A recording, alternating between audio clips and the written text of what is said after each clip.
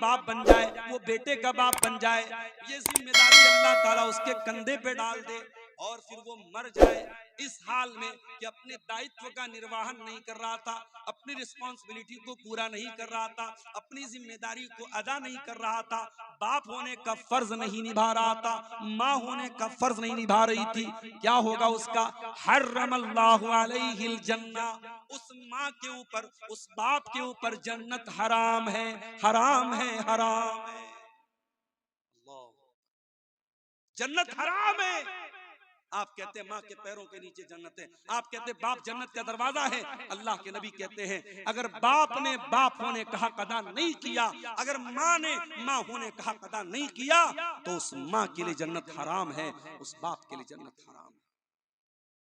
मेरे प्यारे साथियों, आज मसला क्या है? आज सबके पास मोबाइल है, घर में बच्चों के पास भी मोबाइल, माँ के पास भी मोबाइल, बाप के पास भी मोबाइल है। आज के बच्चों को माँ बाप मोबाइल के जरिए उनकी परवरिश कर रहे हैं। बच्चा खाना नहीं खा रहा है, माँ ने मोबाइल थमा दिया। बच्चा रो रहा है, माँ ने मोबाइल थमा दिया। 3 साल से लेकर के 80 साल तक के आदमी के, इंसान के हाथ में मोबाइल है। आज बाप के पास बच्चों के तरबियत के लिए टाइम नहीं, आज माँ के पास बच्चों की तरबियत के लिए टाइम नहीं है। अरबी का एक शायर कहता है, लईसल यतीमु मन इंतहा अबवाहु मिन हम्मिल हयाती व खल्लफाहु जलीला। यतीम वो नहीं है जिसके माँ बाप उसे छोड़ के चले जाएं, अनाथ वो नहीं है, अनाथ वो नहीं है, यतीम वो नहीं है जिसके माँ बाप उसको छोड़ के चले जाएं। इन्नल यतीम हुवल्लज़ी तलका लहू उम्मन तकल्लत औ अबम मशगूला। अरे यतीम तो वो है जिसकी माँ के पास उसके लिए समय ना हो, जिसके बाप के पास उसके लिए टाइम ना हो। हजरत लुकमान का नाम सुना है आपने? कौन थे वो कोई नबी नहीं थे, कोई पैगंबर नहीं थे। वो लुकमान एक अल्लाह के नेक बंदे थे। उनके नाम पर कुरान में पूरी एक सूरत उतार दी गई, सूरह लुकमान।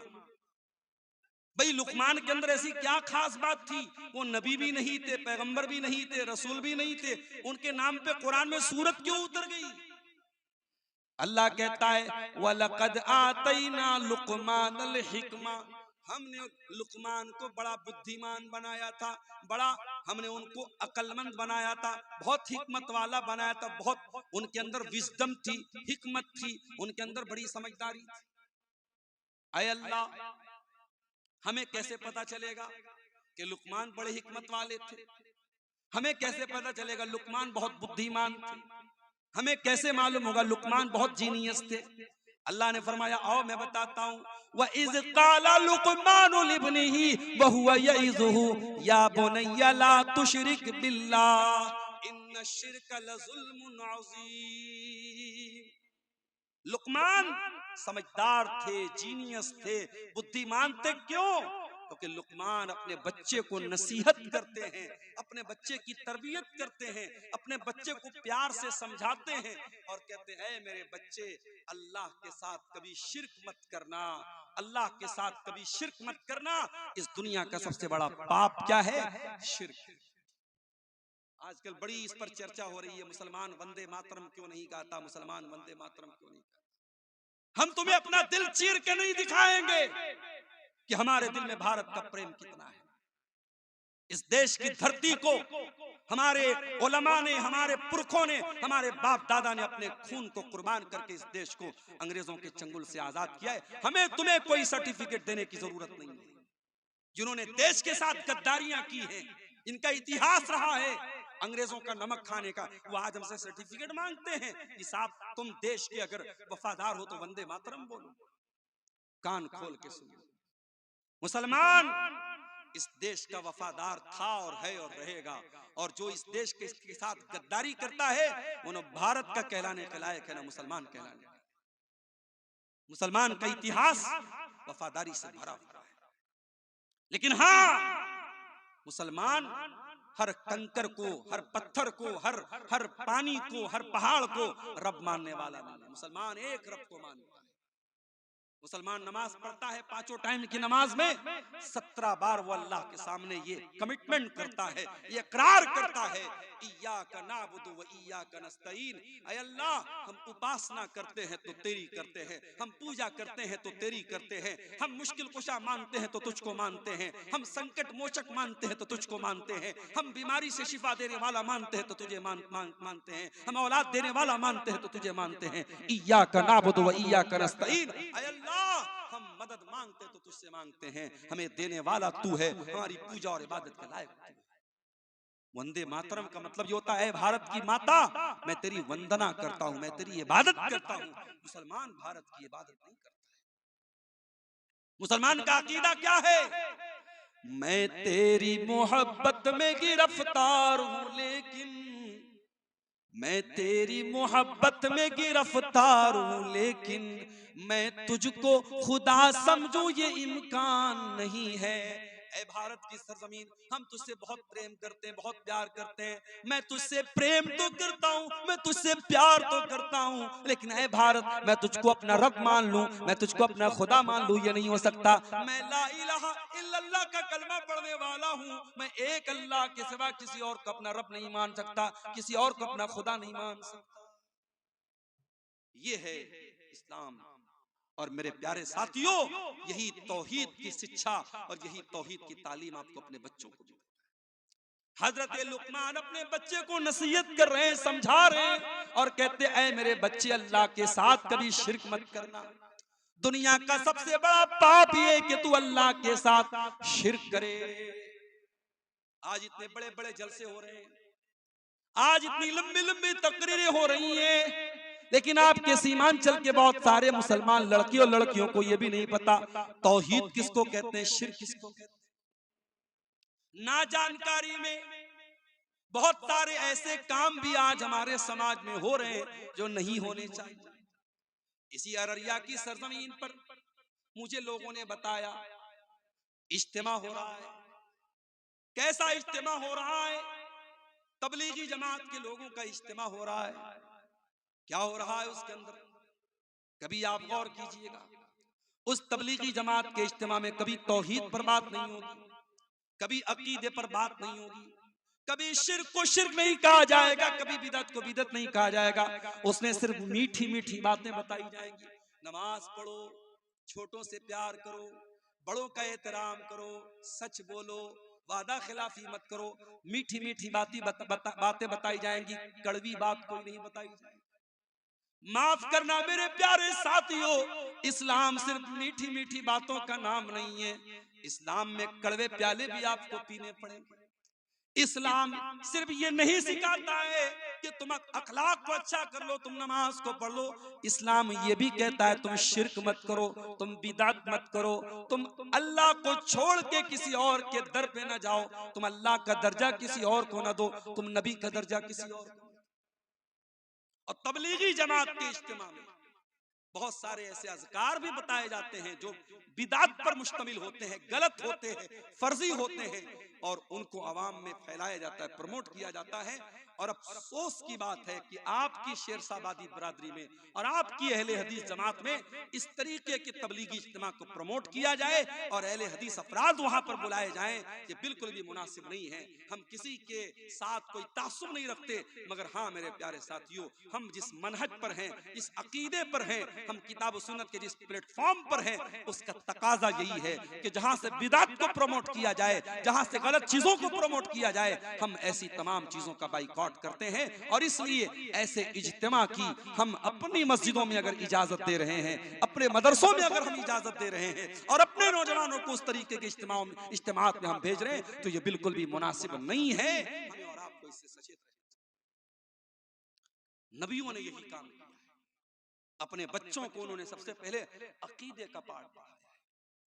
हजरत इब्राहीम अलैहिस्सलाम को देखो, इब्राहीम अलैहिस्सलाम अल्लाह की बारगाह में दुआ करते हैं, कहते वजुनुबनी व बनिया अन्ना बुदल असनाम, आय अल्लाह तू मेरे बच्चों को बुत परस्ती से बचाना, मेरी औलाद कहीं बुत परस्ती में न पड़ जाए।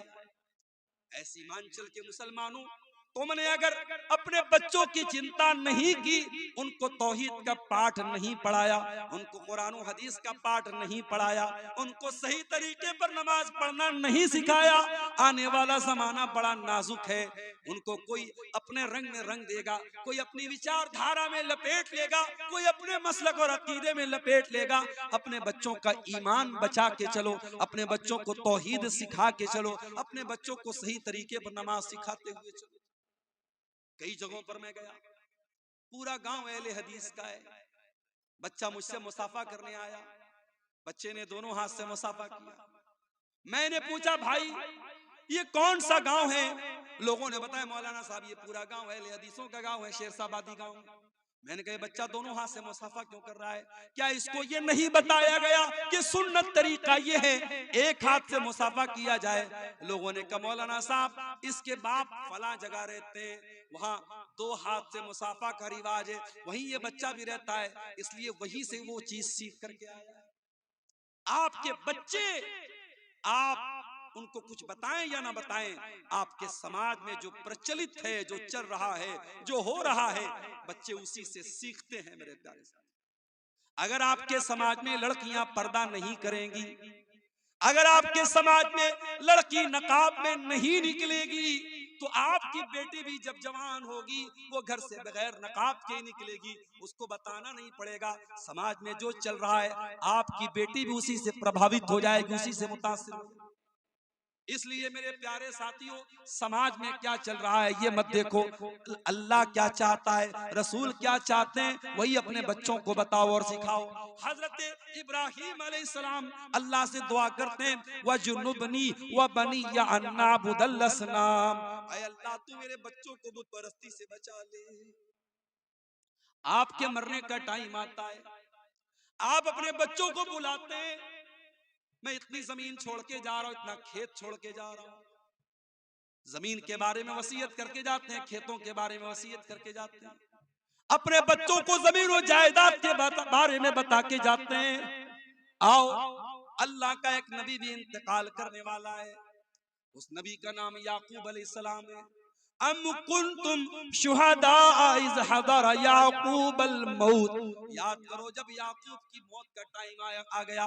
इज़ क़ाला लिबनीही, जब याकूब अलैहिस्सलाम ने अपने 12 बेटों को बुलाया, उनके 12 बेटे थे, उनके 12 बेटे थे और एक बेटे का नाम यूसुफ था। उन्हीं के 12 बेटों को बनी इसराइल कहा जाता है। याकूब अलैहिस्सलाम का दूसरा नाम इसराइल था। उन्हीं के 12 बेटों को बनी इसराइल कहा जाता है। याकूब अलैहिस्सलाम का आखिरी टाइम है, अंतिम समय है, मृत्यु का समय है, मौत का टाइम है। अपने 12 बेटों से जो चारपाई के आसपास खड़े हैं, हजरत याकूब क्या पूछते हैं? ये नहीं पूछते मेरे बच्चों मेरे खेत का क्या करोगे, मेरे घर का क्या करोगे, मेरी जायदाद का क्या करोगे। पूछते माता बुदून मिन बादी, ऐ मेरे बच्चों तुम मेरे बाद किसकी इबादत करोगे, किसके आगे सर झुकाओगे, किससे दुआ करोगे, किसके आगे अपना माथा टेकोगे। माता बुदून मिन बादी, ऐ मेरे बच्चों तुम मेरे बाद किसकी इबादत करोगे।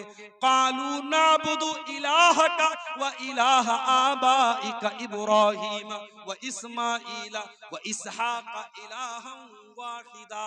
12 के 12 बेटे कहते अब्बा जान आप चिंता न करें, आप टेंशन न लें, आप फिक्र न करें, हम उसी एक अल्लाह की इबादत करेंगे जिसकी इबादत आप करते हैं और जिसकी इबादत हमारे बाप दादा इब्राहिम करते थे, इस्माइल करते थे, इसहाक करते थे। आपने कभी बताया अपने बच्चों को किसकी इबादत करनी चाहिए? कभी बताया अपने बच्चों को शिर्क क्या है, तौहीद क्या है? नहीं बताया मेरे प्यारे।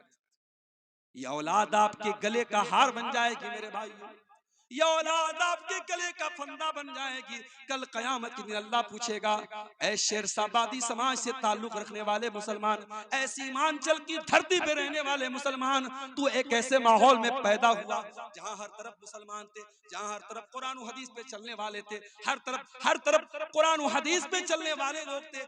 ऐसे माहौल और समाज में तू पैदा हुआ था। तेरे समाज में हर साल सैकड़ों जलसे हुआ करते थे, पूरे भारत के मौलाना लोग उलमा तेरी बस्तियों में आया करते थे। तूने अपने बच्चों को तौहीद क्यों नहीं बताई? तेरी बेटी तौहीद से दूर क्यों, तेरा बच्चा तौहीद से दूर? जानते हो तौहीद क्या है? और तौहीद की एक झलक आपको बता देता हूं। अल्लाह के प्यारे नबी अपने चचा के बेटे अब्दुल्ला बिन अब्बास से, अब्दुल्ला बिन अब्बास कौन थे?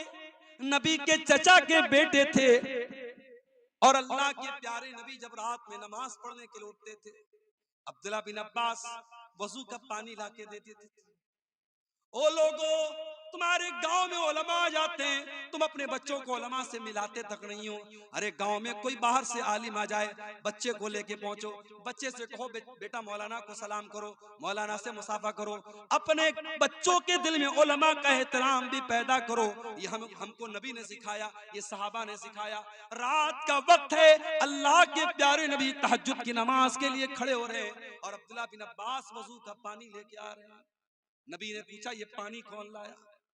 किसी ने कहा अल्लाह के नबी ये पानी अब्दुल्ला बिन अब्बास लेके आया। रात का वक्त है, कबूलियत का वक्त है। अल्लाह के नबी दुआ करते हैं, अल्लाहुम्मा अल्लिमहुल कुरान। ऐ अल्लाह तू इब्ने अब्बास को कुरान का आलिम बना दे। ऐ अल्लाह तू इस बच्चे को कुरान का आलिम बना दे। नबी की दुआ थी, रात का वक्त था, रात का सन्नाटा था, अल्लाह ने ये दुआ कबूल कर ली। और आज कुरान की कोई भी तफसीर उठा के देख लो, कुरान की हर आयत में अगर सबसे ज्यादा किसी की तफसीर आपको मिलेगी, सबसे ज्यादा किसी का कौल आपको मिलेगा,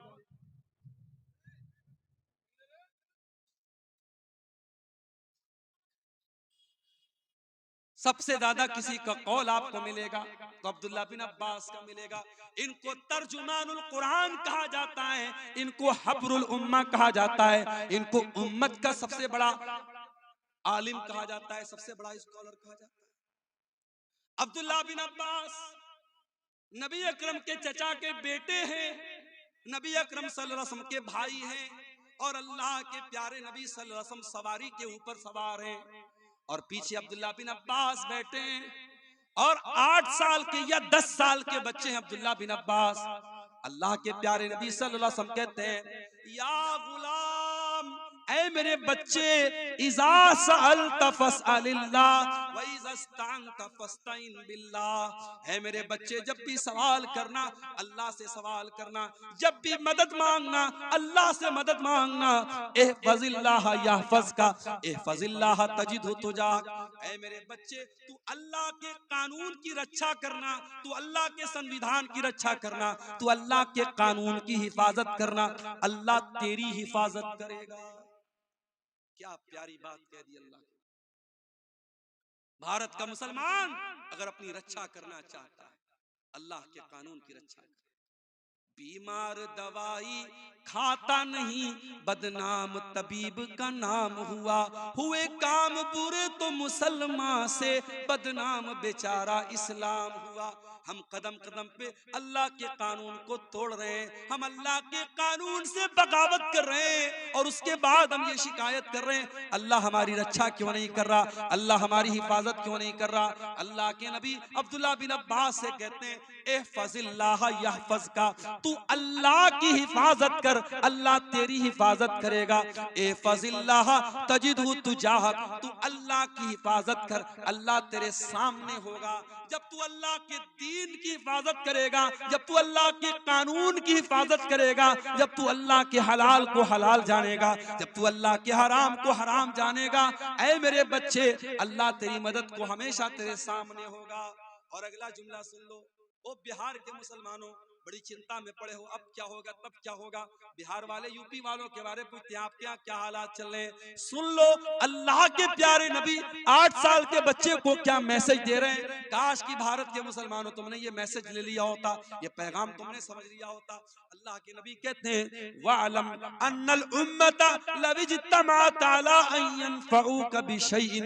ऐ मेरे बच्चे, सारी दुनिया मिल करके अगर तुझे कोई फायदा पहुंचाना चाहे, ला यनफऊका, तो तुझे कोई फायदा नहीं पहुंचा सकती, इल्ला बिशैइन क़द कतबहुल्लाहु लक, सिवाय उसके जो तेरी तकदीर में लिखा है। तकदीर से बढ़ के तुझे कोई फायदा मिलने वाला, कोई लाभ मिलने वाला, कोई प्रॉफिट मिलने वाला नहीं है। और अल्लाह ने अगर तेरे मुकद्दर में कोई नुकसान लिख दिया है, सारी दुनिया मिल करके तुझे उस नुकसान से नहीं रोक सकती। उतना ही नुकसान तुझको पहुंचेगा जितना नुकसान अल्लाह ने तेरी तकदीर में लिख दिया है। रुफियतिल अक़लाम व जफ़्फ़तिस सुहुफ़, अल्लाह ने तकदीर का जो कलम, जिस कलम से तकदीर को लिखा था वो कलम उठा लिए गए, और तकदीर जिस कागज पे लिखी गई वो कागज सूख चुका है। अब तकदीर फाइनल हो चुकी है, अब तकदीर चेंज होने वाली नहीं है। मेरे प्यारे साथियों, अल्लाह के नबी 8 साल के बच्चे को ये सबक, आपका बच्चा आपके साथ खाना खाने बैठता है, आपने अपने बच्चे को कितनी मर्तबा खाना खाने का तरीका बताया। हजरत सलमा कहते हैं, मैं अल्लाह के नबी के साथ बैठा हुआ था, मैं बाएं हाथ से खाना खाने लगा। अल्लाह के प्यारे नबी ने फरमाया, कुल बे यमीनिक, ऐ बच्चे दाहिने हाथ से खाना खा, वकुल बिस्मिल्लाह, और बिस्मिल्लाह पढ़ के खाना खा, वकुल मिम्मा यली का, और अपने सामने से खाना खा, पूरी प्लेट में तू हाथ मत घुमा। हजरत सलमा कहते हैं, अल्लाह के प्यारे नबी ने मुझे खाने का जो तरीका बता दिया, सारी जिंदगी मुझे वो तरीका याद रहा और उसी तरीके पर मैं खाना खाता रहा। बच्चों की आप तरबियत जैसी करेंगे मेरे प्यारे साथियों, बच्चे उसी सांचे में ढलते चले जाएंगे। और ये भी याद रखिए, औलाद को सुधारना है तो पहले अपने आप को सुधारना है। अगर आप नशा करेंगे, बच्चे से बीड़ी मंगवाएंगे, बच्चे से सिगरेट मंगवाएंगे, बच्चे से मधु मंगवाएंगे, बच्चे से गुटखा मंगाएंगे, बच्चा आपको जो चीजें ला के दे रहा है, कल वो चीजें अगर बच्चा खुद इस्तेमाल कर रहा है तो इसमें हैरान होने की कोई जरूरत नहीं। आप अगर अपने बच्चों को सिगरेट से रोकना चाहते हैं, बीड़ी से रोकना चाहते हैं, गुटखा से रोकना चाहते हैं, तो आपको खुद रुकना पड़ेगा। और मैं कहना चाहूंगा अपने समाज के नौजवानों से जो किसी भी प्रकार का नशा करते हैं, चाहे वो शराब का नशा हो, चाहे वो ड्रग्स का नशा हो, चाहे वो सिगरेट का नशा हो, चाहे वो बीड़ी का नशा हो, चाहे वो गुटखा का नशा हो, अपने नौजवानों से कहना चाहूंगा, क्यों अपने आप को हलाक कर रहे हो, क्यों अपने शरीर को बर्बाद कर रहे हो। अरे ये नशा करते करते इस एक दिन तुम बर्बाद हो जाओगे, तुम्हारा शरीर छलनी हो जाएगा, न तुम बीवी के काबिल बचोगे, न बच्चों के बाप बनने के काबिल बचोगे, न जमीन पे चलने के काबिल बचोगे। जाओ कैंसर हॉस्पिटलों में जाके देखो, सिगरेट पीने वाले और गुटखा खाने वाले हजारों की तादाद में आपको कैंसर की बीमारी में मुब्तला मिलेंगे। क्यों अपने आप को आत्महत्या की तरफ और सुसाइड की तरफ लेके जा रहे हो। ऐ शराब पीने वाले इंसान, ये शराब जिसे तेरी शरीयत में उम्मुल खबाइस कहा गया, तमाम बुराइयों की जड़ कहा गया, और जिस शराब को पी करके जब तू अपने घर में आएगा तो इस बात की गारंटी नहीं है कि तेरा हाथ तेरी बीवी के दामन तक जाएगा, या तेरी माँ के गरेबान तक जाएगा, या तेरी बहन के गरेबान तक जाएगा। जिस शराब को पी करके तू हलाल और हराम को भूल सकता है, ऐ मुसलमान, अल्लाह के वास्ते उस शराब की लानत को छोड़ दे। और अगर तू ये कहता है कि नहीं मुझे तो शराब की लत लग चुकी है, मुझे तो गुटखे की लत लग चुकी है, तो आओ मैं तुम्हें बताता हूँ, सब मदीना के अंदर सहाबा शराब पिया करते थे, शराब की लत थी उनको, शराब उनके दस्तरखान पे रखी रहती थी। मगर जब कुरान की आयत नाजिल होती है, सूरे मायदा की आयत नाजिल होती है, या अय्युहल्लज़ीना आमनू इन्नमल खम्रु वल मैसिरु वल अंसाब, ऐ ईमान वालो, ये शराब, ये जुआ, वल अज़लाम, और ये किस्मत का हाल मालूम करने के लिए जो तुम पासे फेंकते हो, इन्नमल खम्रु वल मैसिरु वल अज़लाम, फरमाया ये तमाम की तमाम चीजें रिजसुम मिन अमलिश शैतान, ये आस्ताने वल अंसाब, ये आस्ताने, ये सब गंदे काम है, शैतान के काम है। फजतनिबूहु लअल्लकुम तुफलिहून, ऐ ईमान वालो शराब से बचो, जुए से बचो, इन तमाम हराम चीजों से बचो, तुम कामयाब तभी हो सकते हो। इन्नमा युरीदु शैतानु अन युकिया बैनकुमुल अदावत वल बग़ज़ा फिल खम्रि वल मैसिर, ऐ ईमान वालो शैतान तो यही चाहता है तुम शराब पी के बहक जाओ, तुम जुए के चक्कर में एक दूसरे को मारना पीटना शुरू कर दो, तुम शराब पियोगे तो एक दूसरे से लड़ाई करोगे, झगड़ा करोगे। व यसुद्दकुम अन ज़िक्रिल्लाहि व अनिस सलाह, शैतान तो यही चाहता है तुम शराब के चक्कर में नमाज छोड़ दो, तुम जुए के चक्कर में नमाज छोड़ दो। फहल अंतुम मुंतहून, तो ऐ ईमान वालो वालों, तुम शराब को छोड़ोगे या नहीं छोड़ोगे, तुम नशे को छोड़ोगे या नहीं छोड़ोगे। जब कुरान की आयत नाजिल हुई, नबी के साहबा ने ऐलान कर दिया, इंतहाइना इंतहाइना, ऐ अल्लाह हम शराब को अब हाथ नहीं लगाएंगे, हम जुए को अब हाथ नहीं लगाएंगे। सहाबा ने अपने घर से शराब के बर्तन निकाल दिए, शराब के प्याले निकाल दिए। जिस घड़े में वो शराब रखते थे, जिस बर्तन में वो शराब रखते थे, उन्होंने बर्तन को भी तोड़ दिया, बर्तन को भी फेंक दिया। तुम ये कहते हो हमको लत लग गई, सहाबा को भी लत थी, मगर जब अल्लाह की मोहब्बत और रसूल की मोहब्बत आ जाए मेरे प्यारे साथियों, उसके बाद इंसान कोई बहाना नहीं करता है, कोई एक्सक्यूज नहीं करता है। ये तेरी मोहब्बत का इम्तिहान है, तुझे शराब से ज्यादा मोहब्बत है या अल्लाह से ज्यादा मोहब्बत है, तुझे सिगरेट से ज्यादा मोहब्बत है या अल्लाह से ज्यादा मोहब्बत है। अगर तू सिगरेट छोड़ने को तैयार नहीं है, तू शराब छोड़ने को तैयार नहीं है, तू गुटखा छोड़ने को तैयार नहीं है, इसका मतलब ये हुआ कि तेरे दिल में अल्लाह की मोहब्बत कम है, सिगरेट की ज्यादा है, शराब की ज्यादा है, गुटखे की ज्यादा है। और मेरा अल्लाह कुरान में कहता है, वल्लज़ीना आमनू अशद्दु हुब्बन लिल्लाह, ईमान वाले सबसे ज्यादा अगर मोहब्बत करते हैं तो अल्लाह से करते हैं। आपको अपने ईमान का जायजा लेने की जरूरत है, अपने ईमान पर नजरसानी करने की जरूरत है। औलाद की तरबियत करो मेरे भाई, औलाद को नेक बनाना है, पहले अपने आप को नेक बना लो। कल जुमा का दिन है, सूरह कहफ आप पढ़ेंगे। सूरह कहफ में एक वाकया अल्लाह ने बयान किया। हजरत मूसा अलैहिस्सलाम और हजरत खजिर अलैहिस्सलाम दोनों जा रहे थे और दोनों का गुजर एक बस्ती के पास से हुआ। बस्ती वाले बड़े कंजूस और बखील थे। इन दोनों ने बस्ती वालों से खाना मांगा, दोनों भूखे थे, प्यासे थे, इन्होंने खाना मांगा। फअबौ अन युदय्यिफूहुमा, तो वो बस्ती वालों ने खाना देने से इनकार कर दिया। कुछ लोग होते हैं बड़े कंजूस, रात में 2 बजे भी मुकर्रिर तकरीर करने पहुंचे। इसी सीमांचल में ऐसा भी मेरे साथ हुआ, मैं पहुंचा, लोगों ने कहा मौलाना साहब पहले खाना खा लीजिए, और खाना लाए, गरम गरम खाना, ताजा ताजा खाना जो उन्होंने तैयार करके रखा था उलमा। और कहीं ऐसा भी हुआ, मैं रात में पहुंचा हूं तो पता लगा साहब रोटी भी खत्म है, चावल भी खत्म है, गोश्त भी ठंडा है। मैंने कहा भैया गरम करके ले आओ, तो कोई गरम करने वाला नहीं है, कोई चूल्हा नहीं है। और फिर कहीं ऐसा भी हुआ खाना ही खत्म हो गया। तो होता है मेरे भाई, समाज में हर तरीके के लोग होते हैं। कहीं मेहमानों की इज्जत करने वाले लोग भी हैं, कहीं मेहमानों को जलील करने वाले लोग। कहीं ऐसा भी हुआ आलिम पहुंचा है, लोगों ने उसको हाथों हाथ लिया है। कहीं ऐसा भी हुआ है आलिम को पहुंचने में देर हो गई तो लोगों ने कहा है कि अगर हमारा बस चलता तो रस्सी में बांध करके आलिम को मारेंगे और पीटेंगे। इसी सीमांचल में ऐसा भी हुआ है मेरे साथ। तो होता है, ये दुनिया में दस्तूर रहा है, अच्छे लोग भी हैं, बुरे लोग भी हैं। मूसा अलैहिस्सलाम और हजरत खजिर अलैहिस्सलाम दोनों नबी हैं, पैगंबर हैं, और दोनों बेचारे भूखे प्यासे हैं। खाना मांगा, बस्ती वालों ने कहा कि हम खाना तुमको नहीं खिला सकते। दोनों बेचारे भूखे प्यासे बैठे हुए। फवजदा फीहा जिदारन युरीदु अन यनक़ज़्ज़ा, दोनों ने देखा कि गांव के अंदर एक मकान की दीवार बिल्कुल टेढ़ी हो गई है, गिरने वाली है। दोनों ने देखा कि दीवार गिरने वाली है। फ़अक़ामा, हजरत खजिर खड़े हुए और उन्होंने दीवार को सीधा कर दिया। इसका मतलब कि हजरत खजिर बड़े बॉडी बिल्डर थे। ऐ नौजवानों, अगर आपके आसपास में कोई जिम है तो जिम जाओ, जिम नहीं है तो दौड़ लगाओ, डंबल उठाओ, अपनी बॉडी को मजबूत बनाओ, अपनी बॉडी को, अपने शरीर को मजबूत बनाओ।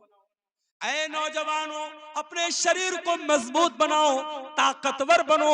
गुटखा खा करके अपने शरीर को बर्बाद न करो, गंदी फिल्में देख करके अपने शरीर को बर्बाद न करो, ज़िना और बदकारी करके अपने शरीर को और ज़मीर को बर्बाद न करो, ताकतवर बनो। हजरत खजिर ताकतवर थे, उन्होंने अपने हाथ से दीवार को ठीक कर दिया, खड़े होकर के उन्होंने दीवार को ठीक कर दिया। हजरत मूसा को बहुत गुस्सा आया। हजरत मूसा ने कहा लौ शीता लत्तखज़्ता अलैहि अजरा, ऐ खजिर आपको दीवार ठीक नहीं करना चाहिए था, और अगर आपने ठीक किया था तो पैसा ले लेना चाहिए था। आपको पहले पैसा तय कर लेना चाहिए था, उसके बाद आपको ये काम करना चाहिए। हजरत खजिर ने कहा, क्या कहा? कहा व अम्मल जिदारु फकाना लिगुलामैनि यतीमैनि फिल मदीनति व काना तहतहु कंजुल लहुमा, ऐ मूसा, वो जो दीवार थी वो 2 यतीम बच्चों के मकान की दीवार थी। उस मकान में 2 यतीम बच्चे रहते थे, 2 अनाथ बच्चे रहते थे। उनका बाप मर चुका था। वकाना अबूहुमा सालिहा, लेकिन बाप बहुत नेक था, बाप बहुत दीनदार था। और बाप ने मरने से पहले अपने बच्चों के लिए दीवार के नीचे खजाना छुपा करके रखा था। अगर दीवार गिर जाती, खजाना सामने आ जाता और गांव वाले लूट लेते। फ़अरादा रब्बुका अन यबलुगा अशुद्धहुमा व यस्तखरिजा कंज़हुमा, अल्लाह ने मुझको हुक्म दिया कि ऐ खज़िर जाके दीवार ठीक कर दो। नेक बाप था, नेक बाप के अनाथ बच्चे हैं, बाप का खजाना लुट जाएगा। अल्लाह ने मुझको उनके खजाने को बचाने का हुक्म दिया। पता ये चला कि बाप अगर नेक हो तो अल्लाह ताला औलाद की हिफाजत मरने के बाद भी, बाप के मरने के बाद भी करेगा। ऐ औलाद के लिए जमीन खरीदने वालों, ऐ जायदाद खरीदने वालों, ऐ LIC की पॉलिसी लेने वालों, ऐ लाइफ इंश्योरेंस कराने वालों, ऐ बीमा कराने वालों, आओ मैं तुमको सबसे बेहतरीन इन्वेस्टमेंट बता रहा हूं। सबसे क्यों डिस्टर्ब, हटा दीजिए ना उसको वहां से। आप अगर अपने बच्चों के लिए इन्वेस्टमेंट करना चाहते हैं मेरे प्यारे साथियों, सबसे बड़ा इन्वेस्टमेंट क्या है? आप खुद नेक बन जाइए। और एक बात बोलूं, जब हम नेक बनेंगे तो इंशाअल्लाह जन्नत में भी विद फैमिली जाएंगे। जब मेरे घर में शादी का कार्ड आता है और शादी पर लिखा रहता है अब्दुल गफ्फार सलफी विद फैमिली, तो बच्चे बहुत खुश हो जाते हैं कि आज हमें अपने अब्बू के साथ, अपने पापा के साथ हमें शादी में जाना है, दावत में जाना है। अभी नेपाल में एक प्रोग्राम था मेरा, बहुत दिनों से फैमिली की ख्वाहिश थी कि कभी नेपाल की साइड में, सीमांचल की साइड में उनको लेके चलूं। तो नेपाल में प्रोग्राम था, मैंने छोटी वाली बच्ची को ले लिया और अहलिया को ले लिया। अब जब वहां पहुंचा हूं गांव में, ऐसा लगा कि गांव के लोगों ने पहली मर्तबा किसी औरत को देखा है। मेरी वाइफ जहां जिस घर में ठहरी थी, पूरे गांव की औरतें वहां आके लाइन से कमरे में जा रही हैं और मेरी वाइफ को देख रही। मेरी वाइफ बेचारी परेशान, लंबा सफर करके आई है, वो आराम करना चाह रही, कंबल ओढ़ रही है, औरतें आके कंबल हटा रही, नहीं हमें आपको देखना है। मेरी वाइफ परेशान। और उसके बाद नेपाल में भी यही हाल हुआ। फिर उसके बाद अगले दिन इंडिया में, अररिया में, उसी बॉर्डर के करीब में प्रोग्राम था, वहां भी यही हाल हुआ। मेरी वाइफ ने कहा कि आज के बाद आप मुझको लेके मत आइए। बच्ची को लेके मैं स्टेज पर पहुंचा। अब यूट्यूबर लोगों को मौका मिल गया, फोटो लेने लगे बच्ची के साथ मेरा। अगले दिन यूट्यूब पे थंबनेल आ गया, अब्दुल गफ्फार सलफी अपनी बेटी को लेके आया, नेपाल में अपनी बेटी को लेके आया। अब ये बेचारे थंबनेल बनाने वाले, ये भी इनको नहीं मालूम कि हम लेके आया लिखना चाहिए कि लेके आना आए लिखना चाहिए। और बेटी आया कि बेटी आई, जिनको आया और आई का फर्क नहीं पता, वो भी बेचारे यूट्यूबर बन गए, चैनल बना लिया और हर गली नुक्कड़ पे यूट्यूबर बन गए हैं। और हम अगर बोलते हैं तो अब बुरा भी लगता है। शायर कहता है कि आप ही अपनी अदाओं पे जरा गौर करें, हम मगर अर्ज करेंगे तो शिकायत होगी।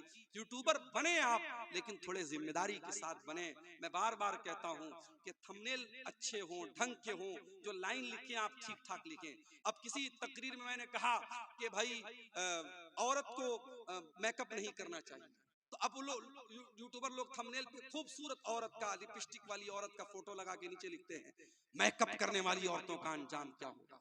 एक साहब ने मुझको फेसबुक पर कमेंट में कहा कि ये आपने तकरीर बहुत अच्छी की, लेकिन औरत का फोटो क्यों लगाया। मैंने कहा भैया कसम ले लो, मैंने नहीं लगाया, यूट्यूबर हजरात लगाते, भाई मैं इसका जिम्मेदार नहीं हूं। अच्छा, मेरे नाम से बहुत सारे पेज भी बना के रखे इन लोगों ने फेसबुक पर, अब्दुल गफ्फार सलफी तकरीर, अब्दुल गफ्फार सलफी पेजेस और अब्दुल गफ्फार सलफी जो है लेक्चर्स, और मेरे नाम से पेज बने हैं। किसी के 40,000 फॉलोअर हैं, किसी के 1 लाख फॉलोअर हैं, और फेसबुक पर मेरी तकरीरें चल रही हैं, उसमें उल्टे सीधे थंबनेल हैं, मुझे खुद नहीं मालूम। लोग मुझसे मैसेज करके पूछते हैं कि आपने ऐसा थंबनेल क्यों डाला, आपने ऐसी फोटो क्यों डाली। तो मेरे प्यारे साथियों, हम अच्छी जगहों पे जाते हैं, परिवार लेके जाते हैं, दार्जिलिंग आपके यहाँ से करीब है, आप कभी दार्जिलिंग घूमने जाते हैं, बीवी को लेके जाते हैं, बच्चों को लेके जाते हैं। कभी आप आगरा का ताजमहल देखने जाते हैं तो बीवी को लेके जाते हैं। आप नहीं चाहते हैं कि जन्नत में भी आप जाएं तो सब परिवार जाएं, अपने परिवार के साथ जाएं, अपनी फैमिली के साथ जाएं। अगर आप जाना चाहते हैं तो आइए, मैं तरीका आपको बताता हूँ, कुरान आपको तरीका बताता है। वल्लज़ीना आमनू वत्तबअतहुम ज़ुर्रिय्यतुहुम बिईमानिन अलहक़ना बिहिम ज़ुर्रिय्यतहुम वमा अलतनाहुम मिन अमलिहिम मिन शै। अगर बाप ईमान वाला है, बाप अगर नेक है, बाप अगर दीनदार है, अल्लाह ताला जन्नत में उसकी औलाद को उसके साथ मिला देगा। अल्लाह परिवार के साथ रखेगा, अल्लाह बेटों को बाप के साथ रखेगा। अगर बाप दीनदार है और औलाद भी अपने बाप के तरीके पर चल रही है। सऊदी अरब की सरजमीन पर एक बहुत पैसे वाला आदमी था, उसने एक दुकान खोली। दुकान का नाम उसने अलबैक रखा। अलबैक में उसने एक चिकन को फ्राई करके बेचना शुरू किया। अब आपके सीमांचल में तो चिकन का मतलब वही सालन बना दो, ढेर सारा झोल डाल दो और नमक डाल दो, ये साहब हो गया। देसी मुर्गा अच्छे, पोल्ट्री अच्छे। आप उसको मुर्गे को बनाने के बहुत सारे तरीके आते हैं। मैं तो कभी कभी कहता हूँ आप अपने घर की औरतों को बताइए भाई खाना और भी तरीके से सालन बनता है, और भी तरीके से चिकन बनता है, एक ही तरीका है। मछली कभी आपके यहाँ खाओ, बिल्कुल ठंडी मछली लेके आते हैं। मैं कहता हूँ भैया ठंडी मछली क्यों? कहते मौलाना साहब हमारे यहाँ ठंडी ही खाते हैं। भैया हम लोग गर्म खाते। कहीं जाओ तो लोग कहते हैं मौलाना साहब रोटी खावे ना चावल खावे। हम कहा दोनों खाबो, हम दोनों खाबो, चावल भी खाबो रोटी भी खाबो, हम लोग दोनों खाते हैं भाई।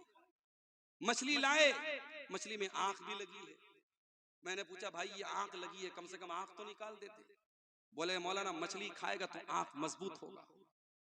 मैंने कहा लो भैया, हमारे यहाँ छोटी मछली भी हो तो उसकी आंख निकाल देंगे, पेट की गंदगी निकाल देंगे, या पूरी मछली बना देंगे। फिर जब प्लेट में आएगी, एक बहुत पहले मैं 2009 से आपके सीमांचल में आ रहा हूँ, एक बार प्रोग्राम में आया, एक जगह देसी मुर्गा बना था। अब मुर्गे का जो पैर होता है, पैर तो बनाते हैं आप लोग, अच्छी बात है, पैर के साथ साथ उसका नाखून भी गलती से उसमें रह गया। अब नाखून मैंने देखा साहब, मुझे तो बिल्कुल अजीब सा लगा। कई दिनों तक तो मुझे मुर्गा खाने का मन ही नहीं करा। तो खाना बनाने के भी बहुत सारे तरीके होते हैं। आप अपने घर की औरतों को बताएं, आज यूट्यूब पर मौजूद है, आप चिकन बनाने के सैकड़ों तरीके हैं। आप अलग अलग रेसिपीज से बनाएं मेरे प्यारे साथी, अलग अलग तरीके से आप बनाएं। आप देखें कि खाने पीने के ये तरीके जो होते हैं, ये आपको, आपकी फैमिली को, आपके परिवार को मेरे प्यारे साथियों अच्छे लगते हैं। और इंसान जब अच्छी चीजें खाता है सोचता है परिवार के साथ खाऊं। क्या आप नहीं चाहेंगे कि जन्नत में भी आप अपने परिवार के साथ जाएं? कुरान कहता है वल्लज़ीना आमनू वत्तबअतहुम ज़ुर्रिय्यतुहुम बिईमानिन, जो ईमान वाले लोग हैं और उनकी औलाद भी उनके नक्शे कदम पे चलने वाली है और औलाद भी उनके तरीके पर चलेगी, हम जन्नत में उनके परिवार के साथ उनको रखेंगे।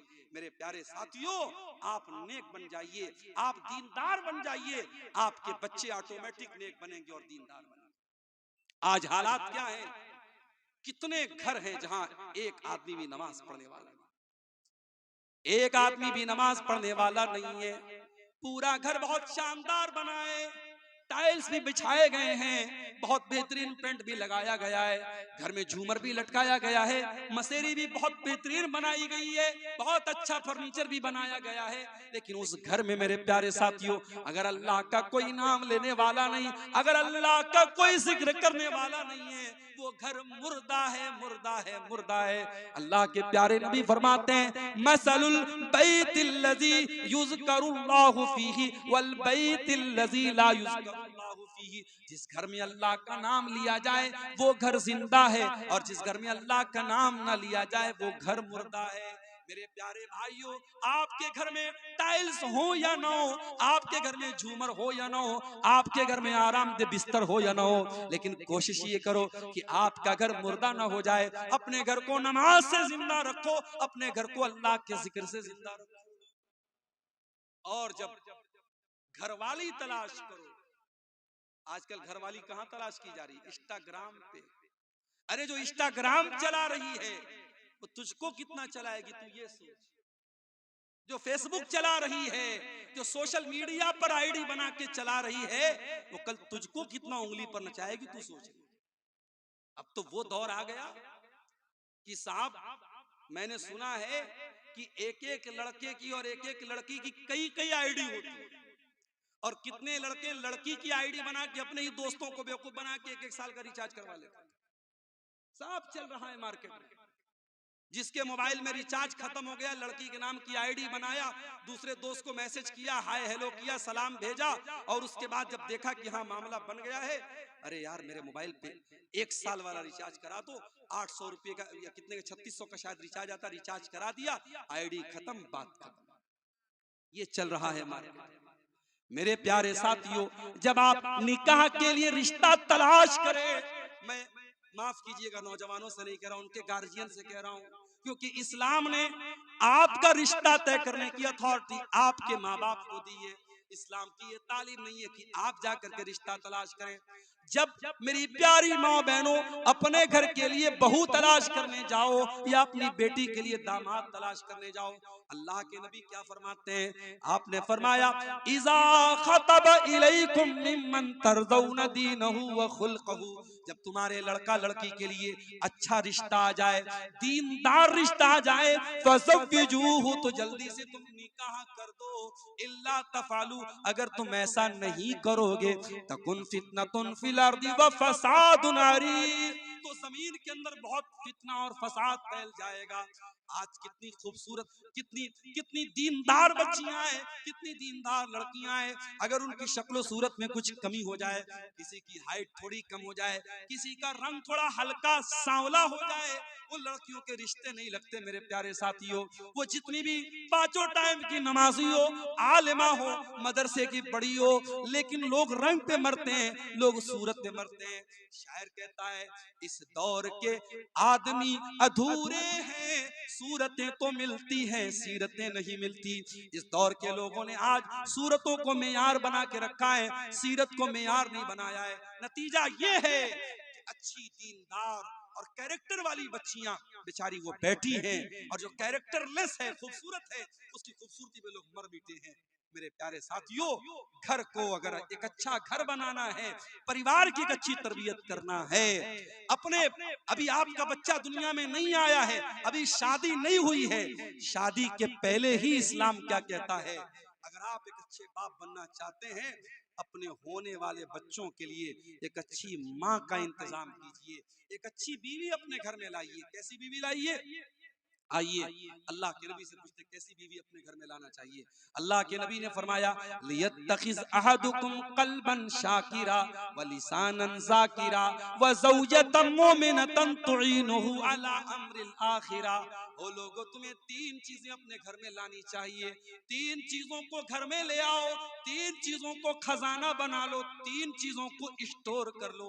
क़ल्बन शाकिरा, एक तो अपने सीने में ऐसा दिल पैदा कर लो जो अल्लाह ताला का शुक्रिया अदा करने वाला हो, व लिसानन ज़ाकिरा, और ऐसी जबान अपने मुंह में पैदा कर लो जो हर हाल में अल्लाह ताला का जिक्र करने वाली हो, व ज़ौजतन मुमिनतन तुईनुहु अला अम्रिल आखिरा, और ऐसी नेक बीवी अपने घर में लेके आओ जो दीन के कामों में, शरीयत के कामों में तुम्हारा सपोर्ट करे, तुम्हारी मदद करे। ऐसी बीवी मेरे प्यारे साथ। और मैंने एक नज्म लिखी थी औरत के ऊपर, उस नज्म में मैंने एक बड़ी प्यारी बात कही थी कि अल्लाह ताला ने औरत को जज्बात की ऐसी ताकत दी है, औरत अपने जज्बात के जरिए बहुत सारी बातें मनवा सकती है, जो बातें मर्दों के अंदर जो है नहीं होती हैं, वो औरत के जरिए वो काम हो जाता है। मैंने वो नज्म लिखी थी, सुन लीजिए उसको। मैंने कहा था, क्या खूब जमाने में तकद्दुस है, हया है, क्या खूब जमाने में तकद्दुस है, हया है, ना शर्म किसी आंख में, ना सर पे रिदा है। रिदा मीन्स चादर। आज न किसी की आंख में शर्म है, न सर पे चादर है। जिस हुस्न को खातून तू ताकत है समझती, कोई खूबसूरत लड़की है, वो समझती है कि मैं खूबसूरत हूं तो ये मेरी बड़ी ताकत है। जिस हुस्न को खातून तू ताकत है समझती, ये हुस्न भी खालिक की तेरे रब की अता है, ये हुस्न भी अल्लाह ने तुझे दिया है। अल्लाह जब चाहेगा तेरा हुस्न छीन लेगा। कोई खूबसूरत है कल बदसूरत हो जाएगा, लिहाजा अपनी खूबसूरती पे नाज नहीं करना चाहिए। तू कीमती गौहर है अगर खुद को समझ ले, तू राह से हट जाए तो फितना है बला है। कुदरत ने तुझे गर्मी जज्बात अता की, औरत को अल्लाह ताला ने जज्बात की गर्मी दी है। कुदरत ने तुझे गर्मी जज्बात अता की, तकवा के भरम तोड़ दे वो नाज़ो अदा है। शैतान ने तुझे आलयकार अपना बनाया। आज के दौर में शैतान का सबसे बड़ा हथियार क्या है? औरत। औरत के जरिए शैतान बड़े बड़े आलिमों को, बड़े बड़े मदरसे वालों को, बड़े बड़े दीनदार लोगों को भी शैतान गलत रास्ते पे डलवा रहा है। औरत को इस्तेमाल कर। औरत का फितना एक ऐसा फितना है जो बड़े बड़े मुत्तकी लोगों के तकवा को भी तोड़ सकता है। तो कहता है, शायर कहता है, मेरी नज़्म है, शैतान ने तुझे आले कार अपना बनाया, हर सिमत फवाहिश है, खबासत है, ज़िना है। आजादी निस्वा के हंसी ख्वाब दिखाकर, आजादी निस्वा के हंसी ख्वाब दिखाकर, इस्मत के लुटेरों ने तेरा सौदा किया है। औरत की आजादी का नारा लगा के उसकी इज्जत का जनाजा निकाला गया है। नस्लों की हिफाजत भी हुई तेरे हवाले। औरत को अल्लाह ताला ने माँ का दर्जा दिया। माँ कौन है? जो नस्लों की हिफाजत करे। एक औरत अगर पढ़ी लिखी है, एक औरत अगर दीनदार है, पूरी नस्ल, पूरी खानदान की वो सही तरीके से परवरिश कर सकती है। नस्लों की हिफाजत भी हुई तेरे हवाले, ये कीमती दर्जा भी तुझे रब से मिला है। बेरहम है वो लोग जो बेटी के हैं कातिल, बेरहम है वो लोग जो बेटी के हैं कातिल, सीने में उन्हें कल्ब नहीं संग मिला है। बेटी को जो पालोगे जहन्नम से बचोगे, बेटी को जो पालोगे जहन्नम से बचोगे। ये कीमती दौलत है, ये नेमत है, अता है। और आखिरी शेर समाप्त फरमाएं, तू मरियम ज़हरा के तक़द्दुस की अमी है। ऐ औरत, तू मरियम के तरीके पर चलने वाली है, तू हजरत फातिमा ज़हरा के तरीके पर चलने वाली है। तू मरियम ज़हरा के तक़द्दुस की अमी है। तू इल्म अमल ज़ुहद वरा दर्स वफा है। तू इल्म अमल, तू इल्म अमल ज़ुहद वरा दर्स वफा है। तो औरत के जरिए मेरे प्यारे साथियों घर बनता भी है, घर बिगड़ता भी है। इसलिए अपने बच्चों की अगर तरबियत करना है तो अपने घर के लिए एक दीनदार औरत को भी आपको लाना पड़ेगा। कुछ चीजें और बयान करके मैं अपनी गुफ्तगू खत्म करूंगा, तकरीबन 2 बज रहे हैं। एक दो चीजें और आप सुन लीजिए। अगर औलाद की तरबियत करना है तो एक बहुत जरूरी चीज बता रहा हूं, उसको नोट कर लीजिए। आपको अपने घर को हराम कमाई से भी बचाना है। अगर आप अपने बच्चों से प्यार करते हैं, सूद का कारोबार मत कीजिए, ब्याज का पैसा घर में मत लाइए, रिश्वत का पैसा घर में मत लाइए, हराम का सट्टे का पैसा घर में मत लाइए। क्यों? सुन लीजिए, अल्लाह के प्यारे नबी फरमाते हैं, मा नबत लहमुन मिन सुहतिन फन्नारु औला बिही। जिस जिस्म की परवरिश हराम कमाई से की जाएगी, जिस शरीर के अंदर हराम कमाई का खून दौड़ेगा, वो जिस्म जहन्नम की आग में डाला जाएगा, वो जिस्म जहन्नम की आग में जलेगा। क्या आप ये चाहेंगे आपका बच्चा जहन्नम की आग में जले? अरे आप कैसे चाहेंगे मेरे भाई? मैं कार से जाता हूँ, परिवार साथ में बैठा है, ड्राइवर साहब ने कहा मौलवी साहब उतर जाइए, सीएनजी भरवाना है। मैंने कहा क्यों भैया, उतरना क्यों है? ड्राइवर ने कहा सीएनजी जब भरी जाती है तो खतरा होता है कहीं सिलेंडर फट ना जाए, गाड़ी में विस्फोट ना हो जाए, इसलिए सुरक्षा के दृष्टिकोण से, परिवार की हिफाजत के लिए, जान की हिफाजत के लिए परिवार को और लोगों को गाड़ी से उतार दिया जाता है। हम अपने परिवार से इतनी मोहब्बत करते हैं, 5 मिनट के लिए सीएनजी भरी जा रही है, हम कार में बैठने नहीं देते, बच्चों को उतार देते। मेरे प्यारे साथियों, सीएनजी से आग लगेगी, पेट्रोल से आग लगेगी, डीजल से आग लगेगी, लेकिन जो जहन्नम की आग होगी दुनिया की आग से 70 गुना ज्यादा खतरनाक होगी। किस तरीके से हम अपने बच्चों को जहन्नम की आग से बचाएंगे? कुरान कहता है कू अनफुसकुम व अहलीकुम नारा, ऐ ईमान वालो बचा लो अपने आप को और अपने घर वालों को जहन्नम की आग से। आय अल्लाह हम कैसे बचाएं? हजरत अली फरमाते हैं अल्लिमुहुम व अद्दिबुहुम, अपने बच्चों को तालीम दिलाओ, अपने बच्चों को अदब दिलाओ।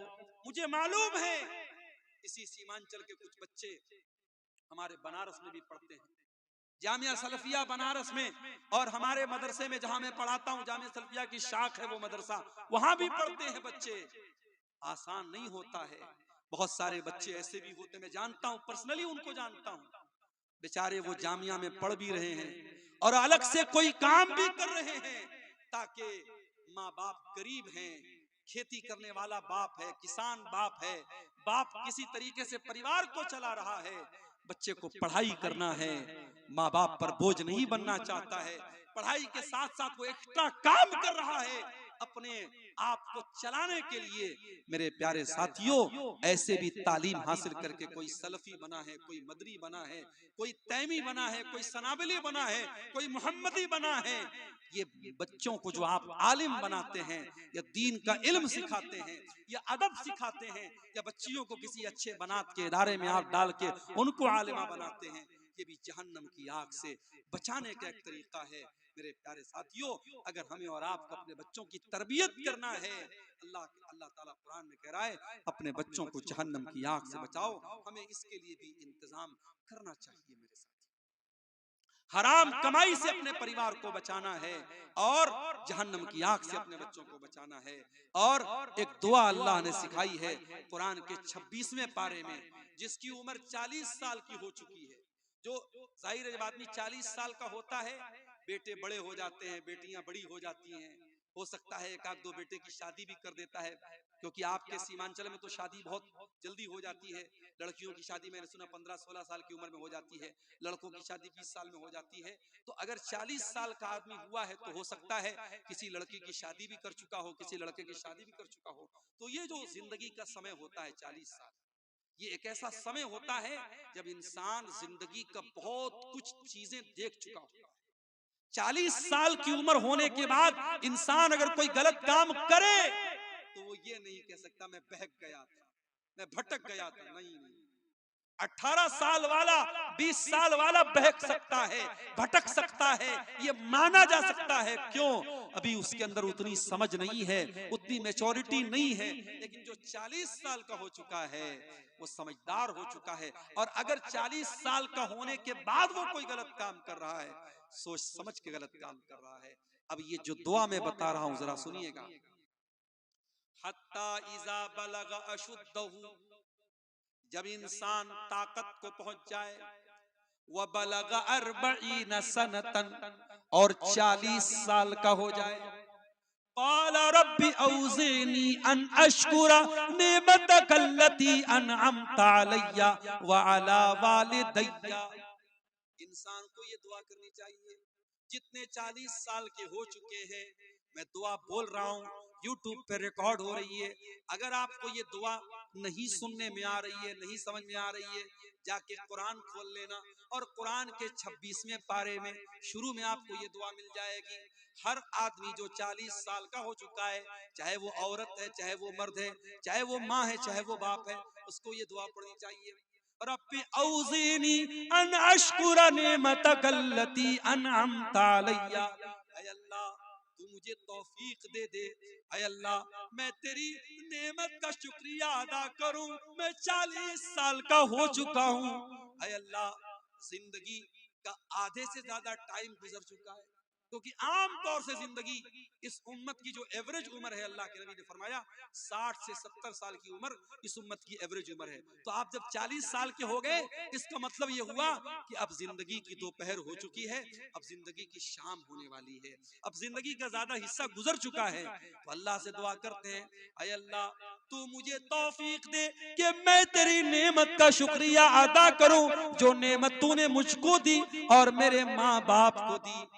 व अन अअमल सालिहन तर्दा, और ऐ अल्लाह तू मुझे तौफीक दे मैं ऐसा नेक अमल करूं, दुनिया खुश हो या ना खुश हो, मोहल्ले वाले खुश हो या ना खुश हो, गांव वाले खुश हो या ना खुश हो, ऐ अल्लाह तू खुश हो जाए, तू राजी हो जाए।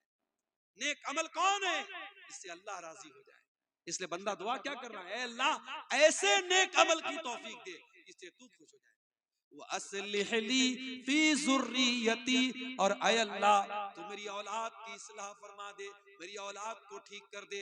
इन्नी तुबतु इलैका, इन्नी तुबतु इलैका व इन्नी मिनल मुस्लिमीन, ऐ अल्लाह मैं तुझसे तौबा कर रहा हूँ, ऐ अल्लाह मैं तेरी तरफ रुजू कर रहा हूँ, और ऐ अल्लाह मैं मुसलमानों में से हूँ। ये दुआ है जो अल्लाह ने सिखाई है। मेरे प्यारे साथियों, औलाद से मोहब्बत करते हो तो ये दुआ जरूर पढ़ा करो। 40 साल के होने के बाद ये दुआ जरूर पढ़ा करो। और एक और दुआ बता रहा हूँ जो कुरान के 19वें पारे में है, उसको भी याद कर लेना।